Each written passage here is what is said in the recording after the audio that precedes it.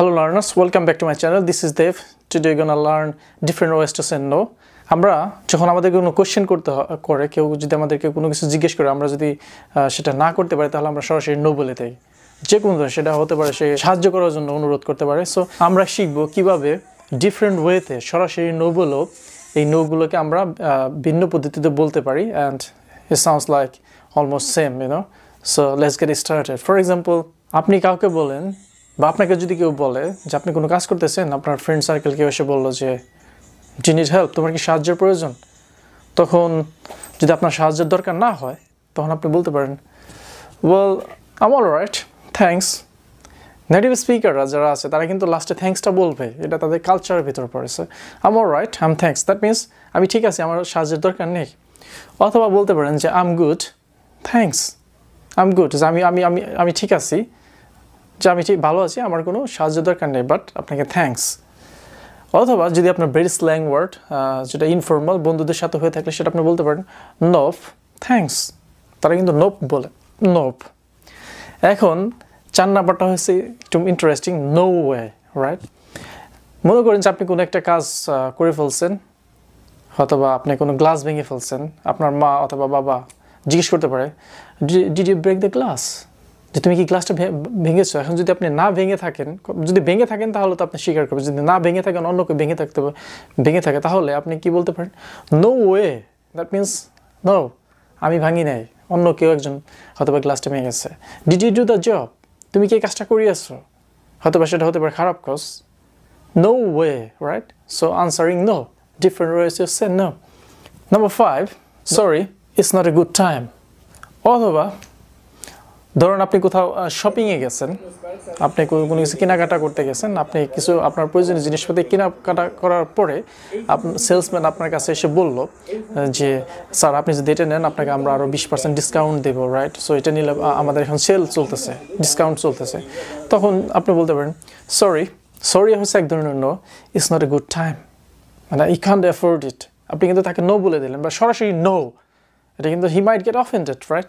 So আপনি কি বলে দিলেন যে নো বলার আগে পরিবর্তে কি বললেন যে sorry it's not a good time.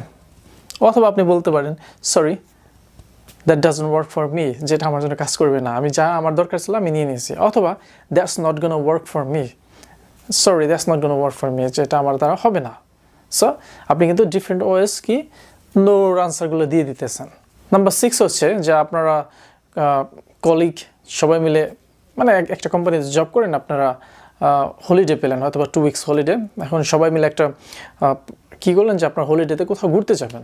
এখন আপনাকে আপনার কলিগ জিজ্ঞেস করতেছে যে আপনি যাবেন কি না, বলতে পারে যে would you like to go on holiday with us.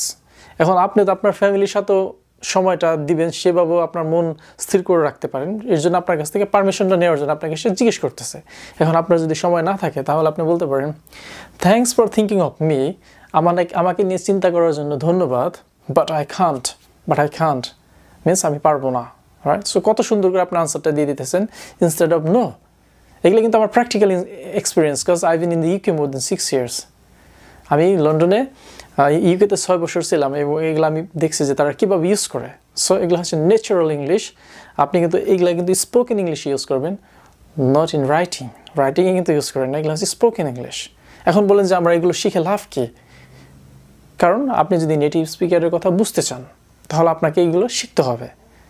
আপনি ইউজ করলে তো আরও ভালো, বাট আপনি যদি বলেন যে আমার এইগুলো শিখে লাভ কী, তাহলে আপনি নেটিভ স্পিকারের কথা বলতে পারবেন। আমাদের মেন উদ্দেশ্য হচ্ছে তাদের কথা প্রথমে বুঝতে পারা, বুঝতে পারলেই না তাদের আনসারটা দিবেন, রাইট? এখন দ্য ওয়ার্ল্ড ইজ গেটিং গ্লোবালাইজেশনের কারণে আপনার হয়তো বা আপনি চাকরির ক্ষেত্রে অথবা আপনি বাইরে পড়াশোনা করতে যাবেন।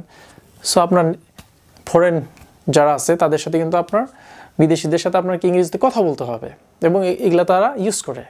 অথবা আপনি বলতে পারেন যে সাউন্ডস গ্রেট, আমি কিন্তু আমার আই বাটনে ক্লিক করে দেখতে পারেন যে sounds good, sounds great, right? তারা এইভাবে ইউজ করে। সাউন্ডসটা হচ্ছে আপনাকে যে সে বলছে would you like to go on holiday with us, আপনি কি আমাদের সাথে হলিডেতে যাবেন, এটা হচ্ছে একটা সাউন্ড, এটা কিন্তু শব্দ না, তার একটা উক্তি, right? So sounds great but I can't commit, যে আমি আপনাকে কথা দিতে পারছি না। Sounds great but I can't commit, যে আমি আপনাকে কথা দিতে পারছি না, that means no, indirect way to say no. অথবা আপনি বলতে পারেন আর একটা সুন্দর sentence, I really appreciate for asking me. I really, আমার সাথে বলেন, I really appreciate for asking me. আমাকে জিজ্ঞেস করার জন্য ধন্যবাদ, but I can't make it. কিন্তু আমি পারবো না। I really appreciate for asking me. আমাকে জিজ্ঞেস করার জন্য আমি অনুতপ্ত, বাট আমি পারবো না। অথবা আপনি বলতে পারেন, sorry, I have too much on my plate.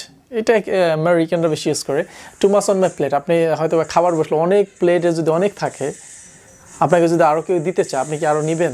কখনোই নেবেন না। So that means you are booked. আপনি ফুলফিল। আপনার কি, you don't have any time on your calendar. আপনার যে ক্যালেন্ডার আছে, ক্যালেন্ডার মিনস আপনার যে সময়সূচিটা আছে, ওইখানে আপনার এই সময়টা নেই। আপনি যে সময়টা আপনাকে দেওয়ার কথা আপনার কলিগরা বলছে, সেটা আপনি অলরেডি অন্যকে দিবেন, সেটা আপনি স্থির করে ফেলছেন। অথবা আপনাকে আপনার বন্ধুবান্ধবরা বলতে পারে যে would you like to join us for a short walk, যে তুমি কি আমাদের সাথে একটু হাঁটবে, আমরা একটু নদীর তীরে ঘুরতে যাব বিকেলবেলা। আপনি অন্য কিছু নিয়ে বিজি, অথবা আপনার পরিবার নিয়ে অথবা স্টাডি নিয়ে, আপনি বলতে পারেন সরি আল পাস। এটা ব্রিটিশরা বলে আল পাস, মানে আমি যাব না, আমি পাস করে দিলাম, যে আমার এখন সময় নেই, আল পাস।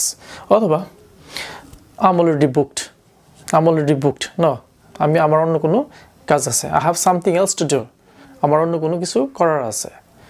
অথবা বলতে পারেন sorry, maybe next time. So দেখছেন নো কীভাবে তারা বলে। সো ইংরেজি শেখার এটাই হচ্ছে মজা, মানে আপনি ইংরেজি ভাষাটা শেখার জন্য আপনার কিন্তু ইন্টারেস্টিং কোনো কিছু খুঁজে বের করতে হবে, আপনাকে শিখতে হবে। You have to practise a lot. So thanks for watching my video.